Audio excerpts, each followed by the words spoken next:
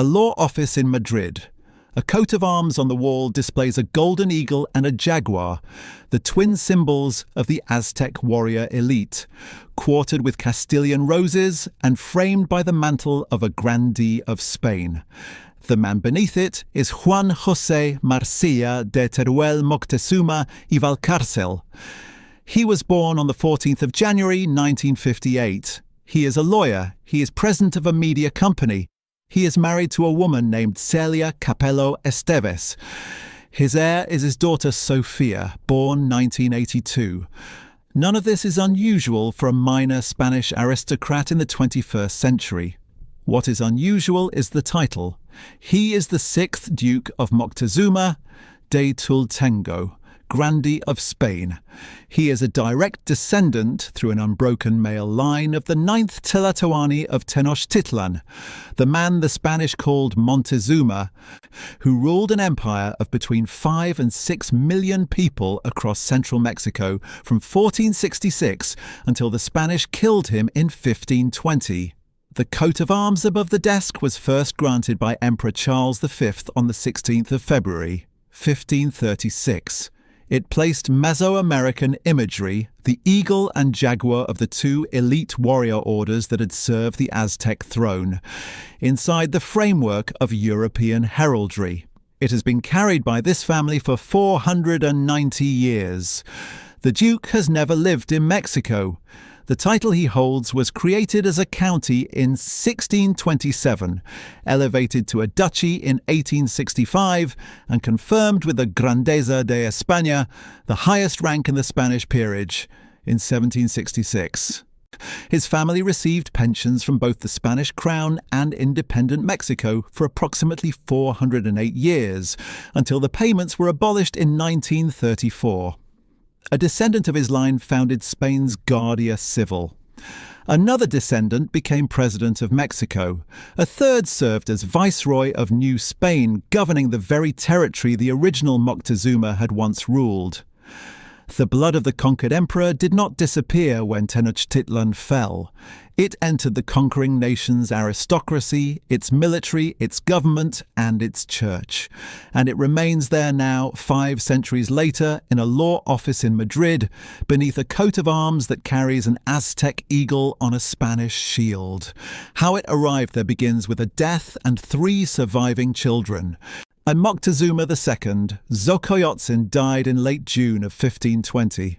The exact cause remains disputed 5 centuries later. Aztec sources say the Spanish strangled him. Spanish sources say his own people struck him with stones when he appeared on the roof of the palace to plead for peace. What is not disputed is the date the empire fell, the 13th of August, 1521, when Cuauhtémoc, the last Tlatoani, surrendered Tenochtitlan to Hernán Cortés after a 75-day siege that left the city a ruin of collapsed temples, contaminated canals, and unburied dead. The population of the capital, once estimated at between 200,000 and 300,000, had been reduced by starvation, smallpox, and combat to a fraction of what it had been 18 months earlier. Moctezuma had fathered between 19 and 20 children by multiple wives and consorts. One Spanish chronicler inflated the number to over 100, but the documented record identifies roughly 20. Most did not survive the conquest. His favourite son, Chimalpopoca, died during La Noche Triste on the night of the 30th of June 1520, killed in the fighting as the Spanish retreated from the city along the Tacuba Causeway. Another son, Axayacatl, was captured and killed by the forces of Cuauhtémoc near Tlaxcala. Others simply vanish from the record. Unnamed children of unnamed mothers lost in the collapse of a world that had no reason to keep European-style registers of birth. 3 principal heirs survived and were recognized by the Spanish crown under a legal doctrine that would determine everything that followed. When they were classified as reyes naturales, natural monarchs, possessing inherent sovereign rights as Indian royalty. This was not a courtesy. It was a legal status under Spanish colonial law, codified in the Leyes de Indias, which stipulated that indigenous nobles were to receive the same honour as any noble in Castile by their own inherent right. The distinction mattered because it meant the surviving children of Moctezuma were not subjects who had been granted privileges. They were sovereigns who had been absorbed, and their rights, including rights to land, income, and heritable title, travelled with them. The most prominent was Isabel. The most consequential was Pedro. Between them, they would produce two parallel dynasties, one rooted in Mexico, one transplanted to Spain, that persist into the 21st century. A daughter named Mariana Leonor received the encomienda of Ecatepec on the 14th of March, 1527, and her descendants spread through the states of Aguascalientes and Zacatecas. A daughter named Francisca married Diego de Alvarado Juanitzen, the first colonial governor of Tenochtitlan, and their son, Hernando de Alvarado Tezozomoc, wrote the Crónica Mexicayotl in 1579. One of the most important surviving sources on Aztec history. But it was Isabel and Pedro who carried the weight of the dynasty forward, and their stories diverge into two entirely different versions of what it means to inherit an empire that no longer exists. Isabel Moctezuma was born around 1509. Her Nahuatl name was Tecuichpo Ixcaxochitzin, Lord's daughter, cotton flower. She was the daughter of Moctezuma's principal wife Teotlaalco, herself a daughter of Emperor Ahuitzotl, which made Isabel doubly royal by Aztec standards. She was approximately 11 years old when her father died. By the time she was 23, she had been married 6 times. The sequence of those marriages is the history of the conquest told through one woman's body. Her first husband was Atlixcatzin, a military commander, and her cousin, married around 1519. He died by 1520, probably during the siege. No children. Her second husband was Cuitlahua, Moctezuma's brother, who succeeded him as Tlatoani in July of 1520. Cuitlahua ruled for 80 days. Smallpox killed him before the year was out. No children. Her third husband was Cuauhtemoc, the last Aztec emperor, and who led the final defense of Tenochtitlan. Cortés had him executed on the 28th of February, 1525, during the expedition to Honduras, on suspicion of plotting a rebellion. No children. 3 husbands, 3 rulers, 3 dead in 5 years. Isabel was 16. The Spanish then began marrying her to conquistadors. Her fourth husband was Alonso de Grado, a Spanish associate of Cortés, married in June of 1526. He died in 1527 or 1528. No children. Her fifth husband was Pedro Gallego de Andrade, another conquistador, married around 1528. He died around 1530. One son, Juan de Andrade Gallego Moctezuma, who would found the line that eventually held the county of Miravalle. Her sixth and final husband was Juan Cano de Saavedra, a conquistador from Cáceres in Extremadura, married in 1532. He survived. They had 5 children, 3 sons and 2 daughters who became nuns. He died in 1572. Between her 4th and 5th marriages, something else happened. Cortés took Isabel into his household. The precise nature of the arrangement is undocumented in any source that records her consent. He fathered a daughter by her, Leonor Cortés Moctezuma, born around 1528. Isabel refused to recognize the child. Leonor was raised by one of Cortés's associates. She later married Juan de Tolosa, co-founder of the silver mining city of Zacatecas, and their granddaughter, Isabel de Tolosa Cortés Moctezuma, married Juan de Oñate, who founded the Spanish colony of New Mexico in 1598. And the blood of Moctezuma and the blood of Cortés, joined in a child neither parent acknowledged willingly, reached the northern frontier of New Spain within 3 generations. The material foundation of Isabel's power was the encomienda of Tacuba.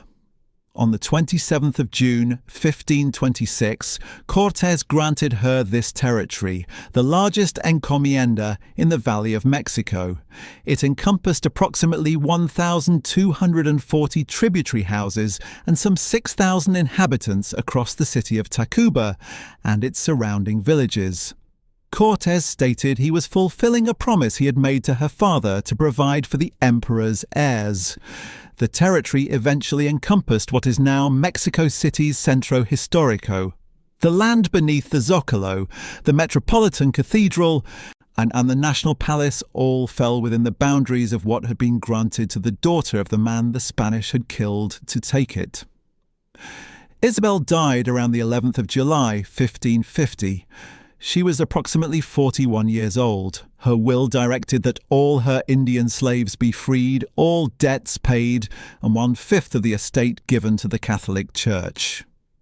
She left the encomienda of Tacuba primarily to her eldest son, Juan de Andrade, and she allocated 20% of the estate as a dowry for Leonor, the daughter she had refused to acknowledge in life, provided for in death. 6 marriages, 3 dead emperors, 1 conquistador's child she would not name.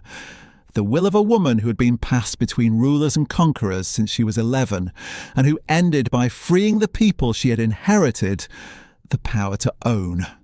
Her son, Juan Cano de Moctezuma, from her 6th marriage married into a prominent family in Cáceres, where the Palacio de Toledo Moctezuma still stands on the Plaza del Conde de Cañileros. It is a Renaissance building with family crests of the Moctezuma, Toledo, Carvajal and Ulloa families carved into its facade. It now houses the Provincial Historical Archive. The records of Extremadura are stored inside a palace built with Aztec money. Pedro Moctezuma Tlacahuepan was born around 1510. His mother was Maria Miahuac-Xochitzin, a noblewoman of Tula, which made him the son of a secondary wife rather than the principal queen, a distinction that mattered in Aztec succession but would prove irrelevant in the Spanish system that replaced it. When Tenochtitlan fell, Pedro was approximately 11 years old. Its partisans loyal to his father's memory hid him during the siege. He survived. The Spanish baptized him in the early 1520s and recognized him as a legitimate heir under the doctrine of res naturales. He was appointed governor of Tula, serving from 1530 to 1539, administering under Spanish authority a territory his grandfather had once governed under Aztec authority. In 1528, he accompanied Cortés on a voyage to Spain, where he was presented at the court of Emperor Charles V. The emperor granted him a coat of arms on the 15th of October, 1539. The original decree describes what it contained. In the upper part of the shield, half a black eagle and half a tiger joined together, with 3 feathers on the heads in colours on a field of gold, which were the arms that his father had held as his own. The eagle and the jaguar, the symbols of the 2 elite warrior orders that had formed the military backbone of the Aztec state, rendered in the language of European heraldry, quartered with Castilian elements, and granted by the man who ruled the empire that had destroyed Pedro's inheritance. The crown granted Pedro a pension of 500 pesos of gold per year, later increased to 600. A royal cedula of the 27th of November 1550 formalized the arrangement. He spent the remaining decades of his life in legal battles over his lands, filing petitions with the Council of the Indies, navigating the colonial bureaucracy that simultaneously recognized his royal blood and constrained what he could do with it. He died in 1570. He was buried at the Templo de Santo Domingo in Mexico City. He was approximately 60 years old. He had held the title of governor, a coat of arms from an emperor, and a pension that acknowledged what had been taken from him without restoring any of it. His son changed everything. Diego Luis de Moctezuma was born around 1530. His Nahuatl name was Ihuitl Temoc, descending feather. In 1567, Pedro sent him to Spain to defend the family's interests before King Philip II and the Council of the Indies. The specific grievance was the erosion of the family's pension and land rights by colonial administrators who saw indigenous nobility as an obstacle to their own enrichment. Diego Luis was 37 years old. He expected to present his case, secure a favourable ruling and return to Mexico. And he was never permitted to return. The Crown's reasoning was never stated explicitly, but the policy was consistent. Throughout the 16th century, Spain systematically removed indigenous nobles from New Spain and resettled them in the metropole. The logic was strategic. An indigenous prince living among indigenous people was a potential rallying point for rebellion. The same prince living in Granada, married to a Castilian noblewoman, dependent on a royal pension, was neutralized. Diego Luis became an instrument of this policy. He was settled in the Kingdom of Granada, specifically in the city of Guardia in Andalusia. The Crown arranged his marriage to Francisca de la Cueva y Valenzuela, a member of the powerful family connected to the Dukes of Albuquerque, one of the grandest noble houses in Spain. And this marriage was the hinge on which the entire story turns. Before it, the Moctezuma bloodline existed in the Americas under Spanish authority. After it, the bloodline existed inside the Spanish aristocracy itself. Aztec imperial blood entered the Castilian gene pool not through accident or romance, but through deliberate state policy.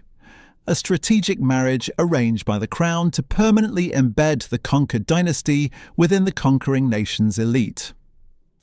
Diego Luis died on the 31st of May, 1606, in Guadix. He had lived in Spain for 39 years. He had never seen Mexico again. He was approximately 76 years old.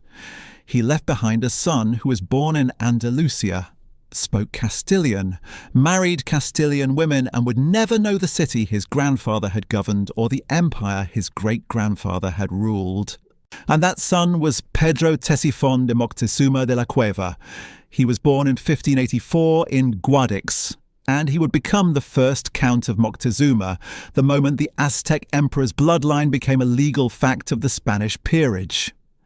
Pedro Ctesifón de Moctezuma de la Cueva grew up in Guadix as a Castilian nobleman who happened to carry the blood of an Aztec emperor. He spoke no Nahuatl. He had never seen Tenochtitlan or its ruins. His mother was a Cueva connected to the Dukes of Albuquerque. His world was Andalusian. The churches of Granada, the court in Madrid, the bureaucracy of the Council of the Indies where his family's petitions had been filed for decades. But the name followed him, and the name had legal weight. In 1612, Pedro Ctesifón made the formal act that completed the bargain his grandfather Diego Luis had begun. He renounced all claims to the Aztec throne, declaring himself a vassal of the Spanish crown. The renunciation was not symbolic. It was a legal instrument, a written document in which the great-great-grandson of Moctezuma II formally surrendered any theoretical right to sovereignty over the territories his ancestor had ruled. In exchange, the Crown would grant what it always granted to cooperative indigenous royalty: pensions, privileges, admission to military orders, and eventually a title. On the 24th of February, 1627, King Philip IV created Pedro Ctesifón, the first Viscount of Ilucan. 7 months later, on the 13th of September 1627, Philip elevated the title to a county, the County of Moctezuma. Pedro Ctesifón was made a Knight of the Order of Santiago around 1629. In 1631, he purchased the lordship of La Peza in Granada, which he renamed the Villa de Monterosano. He married Jerónima de Porres y Castillo in Madrid on the 24th of January, 1622. He died in Madrid on the 7th of November, 1639. He was 55 years old. He had traded an empire for a county, and the county was real. His son, Diego Luis Ctesifon Moctezuma y Porres, the second count, received the additional designation de Tultengo from King Charles II, referencing a town in what is now the Mexican state of Hidalgo that had formed part of the family's original inheritance. The name anchored the Spanish title to a specific piece of Mexican geography, fully as if the crown wanted the document itself to remember where the blood had come from.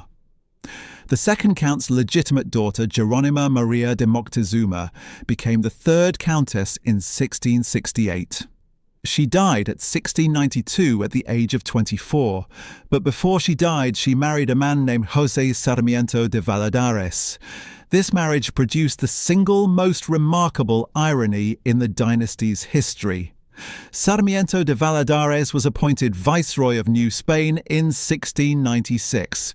He governed Mexico, the territory that had been the Aztec Empire, from 1696 to 1701. He ruled it as a man who had married into the family of the emperor the Spanish had killed to take it. The blood of Moctezuma, filtered through a Spanish countess, returned to Mexico City in the person of the viceroy's authority.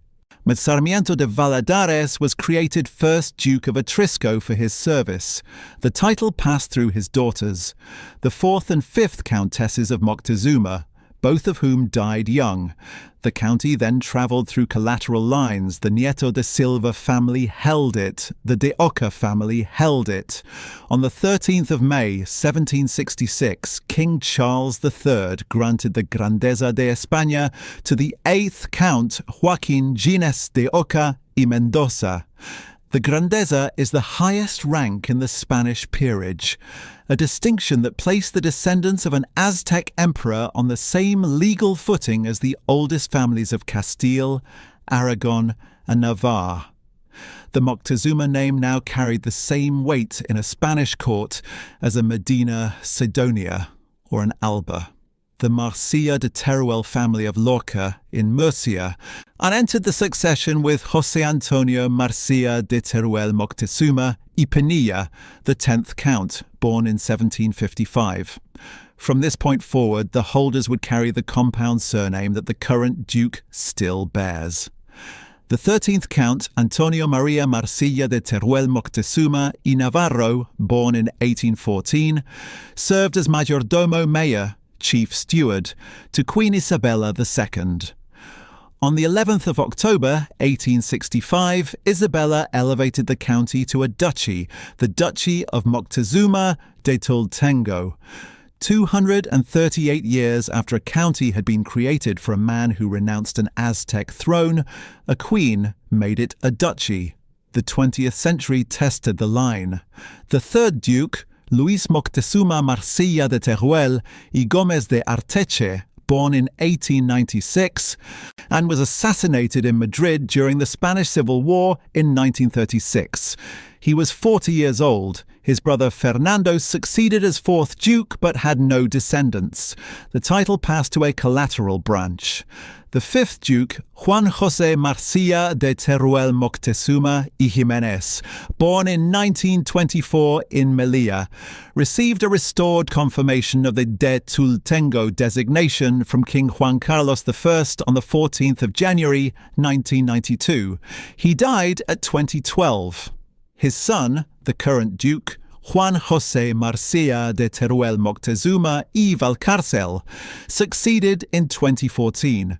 Through the second count's illegitimate son, Pedro Manuel Moctezuma, baptized in 1654, a separate line of descent produced one of the most consequential figures in modern Spanish history. Francisco Javier Girón y Espeleta, the second Duke of Ahumada, was born in 1803. In 1844, he founded the Guardia Civil, the national gendarmerie that became one of Spain's most powerful law enforcement institutions. The founder of the Guardia Civil was a descendant of Moctezuma II. The organization that policed the Spanish state for nearly 2 centuries was created by a man who carried the blood of the empire that the state had destroyed. If you're enjoying this, subscribing is the best way to support the channel. It's free and it helps us keep going.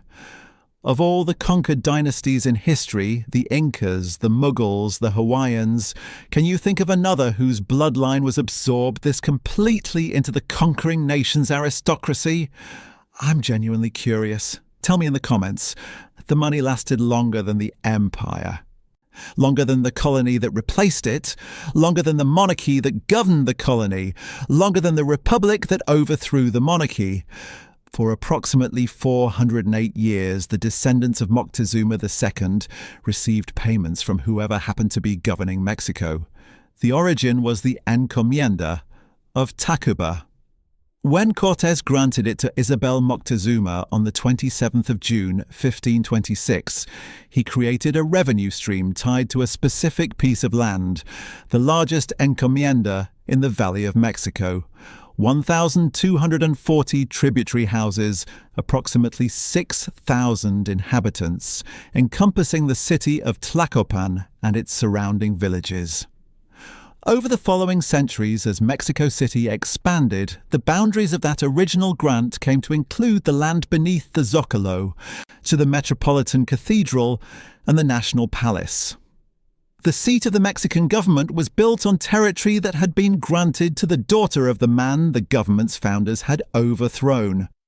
When the direct encomienda system was reformed, the arrangement was restructured as a censo enfiteutico, a form of perpetual rent.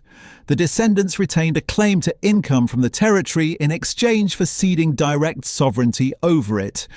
This was not charity. It was a legal contract recognized by successive Spanish governments as a binding obligation rooted in the original grant. Pedro's line received a separate pension. The royal cedula of the 27th of November, 1550, granted Pedro de Moctezuma 500 pesos of gold per year, increased by 100 pesos in 1554.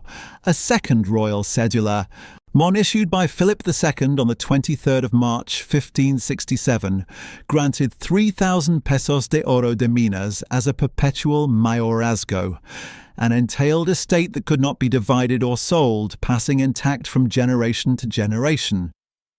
The distinction between the two types of payment mattered. Isabel's line drew income from specific land in Mexico, while Pedro's line drew a pension from the Spanish crown itself. Both obligations survived the transition from colony to independent nation. When Mexico declared independence in 1821, the question of what to do with colonial-era debts became immediate. The answer, codified in the Treaty of Peace and Friendship between Mexico and Spain, signed on the 28th of December, 1836, was to honor them.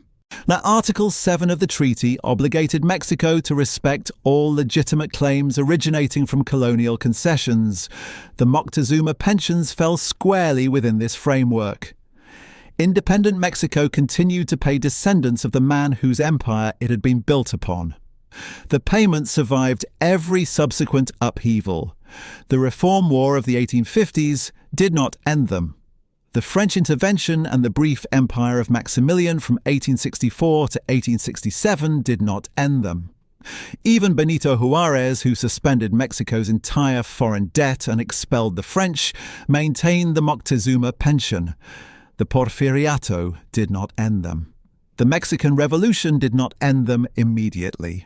For 408 years, through viceroys and presidents, through empires and republics, and through civil wars and foreign invasions, someone in Mexico wrote a check to a descendant of Moctezuma. It ended on the 9th of January, 1934. President Abelardo L. Rodriguez issued a decree declaring all Moctezuma pensions extinct. At the moment of cancellation, the pension was worth 1,480 grams of gold per year, the equivalent, depending on the estimate, of between $60,000 and $127,000 in modern currency. The Rodriguez government's position was that the pensions were relics of a colonial system incompatible with the revolutionary state that Mexico had become. 4 centuries of continuous payment across every form of government Mexico had known ended with a single decree. The descendants fought it. Since they filed juicios de amparo, constitutional challenges, arguing that the pension was a contractual obligation, not a discretionary grant that could be revoked by executive order. The Supreme Court of Mexico ruled that the pension was a civil contract matter and therefore not subject to amparo proceedings. The distinction was technical but fatal to the claim. Amparo protects constitutional rights, and the court held that a colonial-era pension did not constitute one. Further attempts to reinstate the payments were made in 1991 and again in 2003. The Miravalle branch and various Mexican descendants organized petitions and legal filings. All failed. One UNAM researcher, Alejandro González Acosta, who had spent years tracing the family's genealogy through colonial archives, some argued that constitutional changes do not erase debts. His colleague, Ignacio González Polo, responded that while the family might be within its rights, too many years had passed. The pension remained dead. The land beneath the National Palace still sits on what was once Isabel Moctezuma's encomienda. The government that works inside it has not paid a descendant of Moctezuma since 1934. The county of Miravalle is the other Moctezuma title, the one that stayed in Mexico for 2 centuries before it, too, migrated to Spain. It descends from Isabel rather than Pedro, and its history runs parallel to the duchy, but through an entirely different world of colonial haciendas, Mexico City palaces, and a family that held physical property in the capital, long after the ducal line had become purely European. When King Charles II created the county on the 31st of October 1690, with a royal dispatch dated the 18th of December of that year. The first holder was Alonso Dávalos de Bracamonte y Ulibarri, a knight of Santiago in New Spain. The Moctezuma blood entered the line when the 4th Count married Juana María de Andrade Rivadeneira y Moctezuma, a direct descendant of Isabel through her son, Juan de Andrade Gallego Moctezuma, the child of her 5th marriage to the conquistador Pedro Gallego de Andrade. From the 5th Count onward, every holder carries the blood of Moctezuma II. The Miravalle family built their seat at what is now Avenida Isabel la Católica, number 30, in the Centro Histórico of Mexico City. The Palace of the Counts of Miravalle was a colonial mansion appropriate to a family that drew income from the encomienda of Tacuba and owned land across the Valley of Mexico. It still stands. It is now a boutique hotel called Downtown Mexico. Guests sleep in rooms built for the descendants of an Aztec emperor and pay by the night for the privilege. The 3rd Countess acquired the Hacienda de Santa María del Arenal in 1704, a tract of land on what was then the outskirts of Mexico City. Over the following 2 centuries, as the capital expanded, the land became some of the most valuable real estate in the country. It is now the Colonia Hipódromo Condesa, one of Mexico City's most fashionable neighborhoods, known for its Art Deco architecture, its restaurants, and its parks. And the streets where young professionals walk their dogs on Saturday mornings were once the property of a family that traced its ownership to a grant from a conquered emperor's daughter. The family left Mexico in the 1820s. The 7th Countess followed her husband, a Spanish military officer named Lorenzo Serrano del Corte, to Granada, after Mexican independence made life increasingly difficult for families with Spanish noble titles and colonial land claims. The Miravalle branch settled in Andalusia and remained there. The late María del Carmen Enríquez de Luna y del Mazo held the title as the penultimate countess. She was born in 1920 and lived in a penthouse overlooking the Alhambra at Carrera del Darro No. 5 in Granada. On one wall of her apartment, she had commissioned a massive painted genealogy tracing her descent from Moctezuma II. She died at 2014 at the age of 94. In an interview given years before her death, she was asked what she would do with the pension if it were ever restored. She said she would use it to help the indigenous Mexican peoples. she added that the theoretical $60,000 a year would have to be distributed among many descendants, and it would not get them out of poverty. The current holder of the title is her daughter, Maria del Carmen Ruiz Enriquez de Luna, who succeeded at 2016. She lives in Granada in the shadow of a Moorish palace, holding an Aztec title granted by a Castilian king. The Mexican branch produced its own remarkable descendants without the need for a Spanish title. So Miguel Barragán was born in 1789 in Valle del Maíz, San Luis Potosí. His mother was Clara Josefa Ortiz de Zárate Moctezuma Andrada, a direct descendant of the emperor through the Miravalle line. In 1835, Barragán became the 9th president of Mexico. He married Manuela de Trebuesto y Casasola, herself a countess of Miravalle, which meant that two separate Moctezuma-descended lines converged in a single presidential household. Contemporary observers noted that the blood of Moctezuma again ruled Mexico, not from a throne of reeds and gold in Tenochtitlan, but from the national palace built on the rubble of his capital. In the 21st century, the name persists in Mexican public life. Esteban Moctezuma Barragán, born on the 21st of October 1954. It descends from both the Moctezuma and Barragán lines. He served as Secretary of Education under President Andrés Manuel López Obrador and was appointed Ambassador of Mexico to the United States in 2021. The direct descendant of the emperor whose empire was destroyed by European contact became his country's representative to the most powerful nation in the Western Hemisphere. His brother Pablo Moctezuma Barragán has served as a historian and politician in Mexico City. Another descendant, Ituriel Moctezuma, attempted to run for president in the 2024 elections, but was rejected by the electoral authority for failing to register with a political party. The name still reaches for power. It doesn't always grasp it. The Duke in Madrid, the Countess in Granada, the ambassador in Washington. The hotel guests in the Centro Histórico sleep in rooms built for an emperor's descendants. The dog walkers in Colonia Condesa, crossing land that was once a colonial hacienda, purchased with encomienda income. The Guardia civil officer on a Spanish highway, working for an institution founded by a man who carried Aztec blood.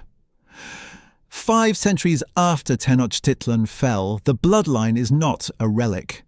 It is a living network spread across 2 continents, embedded in institutions on both sides of the Atlantic.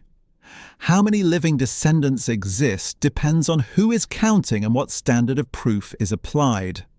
UNAM researcher Alejandro González Acosta, who spent years tracing the family through colonial archives, documented at least 300 traceable descendants.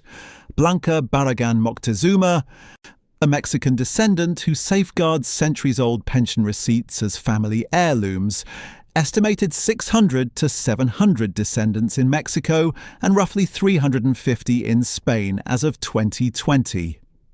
Through Isabel Moctezuma alone, approximately 2,000 descendants are estimated to live in Spain, most of them unaware of the connection, carrying the blood without the name. The historian Guillermo Tovar y de Teresa, himself a distant descendant, offered a caution that applies to all such genealogies. There are thousands of descendants of Moctezuma, he said. Then there is so much genealogy of fiction. The fiction is a real problem. The most contested case involves a woman called Princess Xipaguaxin Moctezuma, allegedly a daughter of Moctezuma II, who married Juan de Grau, Baron of Toleriu, and died in the Catalan Pyrenees village of Toleriu in 1537. This tradition produced the Grau Moctezuma de Toleriu family, whose last male member, Guillermo III de Grau Moctezuma, died on the 16th of November 1999 and reportedly willed the so-called Aztec crown to a successor. Genealogists have flagged the entire tradition as likely originating from a fraudulent petition. No independent colonial-era documentation confirms Xipaguacin's existence. The claim survives in local legend, in a marble plaque in the village church, and on genealogy websites where it circulates alongside the documented lines as though it carries the same weight. It does not. The documented lineage rests on paper, not DNA. No major peer-reviewed genetic study has confirmed the connection between the current Duke and Moctezuma II. A family tree DNA Moctezuma project exists, seeking to collect samples from the Spanish noble families with documented descent, but no conclusive results have been published. The evidence is archival, colonial records held in the Archive of the Indies in Seville, including genealogical charts dating to 1574 and the 241 Moctezuma inheritance documents spanning 1661 to 1876, held in the UCLA Library Special Collections. The lineage is a chain of paper stretching from a conquered city to a Madrid law office, each link a baptismal record, a marriage contract, a royal cedula, a pension receipt. The physical places still carry the name. And the Palacio de Toledo Moctezuma in Cáceres, on the Plaza del Conde de Cañeros, built by Isabel's sixth husband, Juan Cano de Saavedra. Its facade carved with the arms of Moctezuma and Toledo and Carvajal and Ulloa, its interior now housing the Provincial Historical Archive of Extremadura. The Palacio de los Marqueses de Moctezuma in Ronda, Andalusia, where the Moctezuma imperial arms appear on the lintel of a building in a whitewashed Andalusian town perched above a gorge. The Miravalle mansion at Carrera del Darro No. 5 in Granada, overlooking the Alhambra, where a painted genealogy on a wall traces a line from a feathered emperor to a Spanish countess. The coat of arms in the Archive of the Indies, the original grant from Charles V showing the eagle and the jaguar on a field of gold, and preserved in a climate-controlled room in Seville, alongside the documents that recorded the destruction of the empire those symbols once represented. Spain stands alone among European colonial powers in what it did with the Moctezuma family. Britain displaced indigenous rulers in North America and practiced indirect rule in India, but never integrated a conquered sovereign's descendants into the House of Lords.